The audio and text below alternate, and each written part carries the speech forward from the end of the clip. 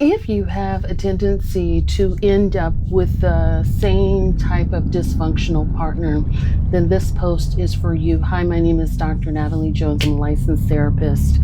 And some of you out there, you may be dating, you may be trying to create a new community, create a family for yourself, but you may find yourself sort of giving up at the idea of doing that because you simply continue to attract or entertain or engage with the same type of person over and over again.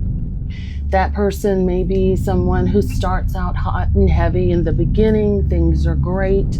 We have instant chemistry. We are attracted, we're connected, we bond on so many things. And then, after a short period of time, that person is no longer available, or that person is no longer, paying attention to or able to meet my needs. And when we continue to attract people like that, when we entertain people that are like, they're no longer able to meet our needs for one reason or another. They're always busy. They've got an addiction. They're not available until they're available. Or they say, if you really need me, then I'll be there. But, I can't be there for all the little stuff in between, like lunches, check-ins, and things like that. I can't be there for that. Just call me for the big stuff. When you find yourself in relationships like that repeatedly with people like that, there's a few different things that are going on there, based off of my many years of experience. One of the things is that you are not, being in relationships with people who are emotionally unavailable has become very familiar to you. And so it's a pattern for you where you're literally you literally have the same characters, but just a different cast. You're kind of swapping people out, and in my experience it usually comes from family wounds. So even if your mother is not in your life, you don't have a good relationship with your mom, she's toxic, then a lot of you may have a toxic friend that is very similar to your mother, or a toxic boss that is very similar to your mother. If you have a father that was emotionally unavailable or absent, or had addictions, then chances are you may have a brother, you may have a neighbor, you may have a peer or a friend that also continues to show up, or a romantic partner that continues to show up. And so there is some familiarity with that discomfort, those uncomfortable characters. And so we're not chasing the relationship so much as we're chasing the love and the validation, and the ideology that, this story can play out a little bit differently. I can change this narrative somehow, that there's something within me, but I can prove to myself that, with a different person, the story can have a different ending, which is much more favorable to me, and that it's going to benefit me somehow. And I'm going to be able to turn this around, and I'm going to be able to turn this into a healthy, loving relationship, a healthy friendship, a healthy working relationship, whatever the case may be. I have the power to change people.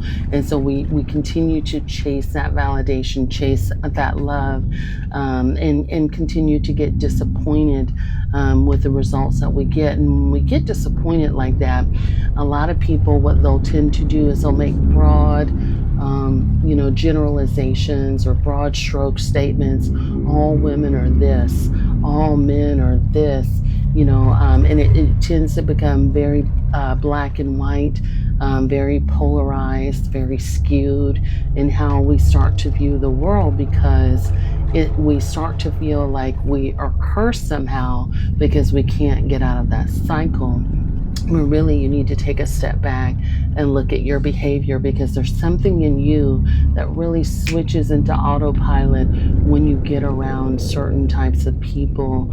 Your brain is wired that way, especially if you grew up, you're parented by, or you grew up in a family where certain traits were the norm for you. Your body, your brain is wired for that, so it's going to filter for that, and you have to consciously choose not to follow that same narrative and same script. It's very similar to like diet and exercise. When you want to change your diet, when you want to change your exercise regimen, or you want to increase it, there is a form of discipline.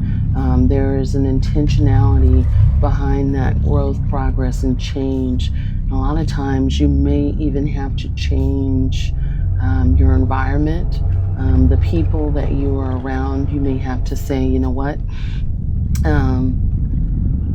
Even if my family has been in my life for a long time, they're actually detrimental to me after a certain point. So I have to choose differently, or I have to move differently without them in my life, because you may hit a ceiling in your healing. You may hit a ceiling in your growth, because you can't heal in the same environment that you were hurt or abused in. But so many people do that. They want to take their abusive family members with them. They don't want to be a bad daughter, bad son, bad kid, bad mom, whatever the case may be. They don't want to do that, and so they want to try to finagle, life, all the obstacles, and all their relationships, with holding on to that abusive person, or those abusive people, or that abusive community. And you have to change that. And you have to be intentional about changing that and doing something different. Your brain also needs to get used to the idea of seeing positive, healthy images, healthy relationships, of what you want in your life as well. So you have to literally retrain your brain to look for that and be drawn to that, as opposed to chaos, confusion, neglect, abandonment, and abuse. Hope that helps. Thanks so much.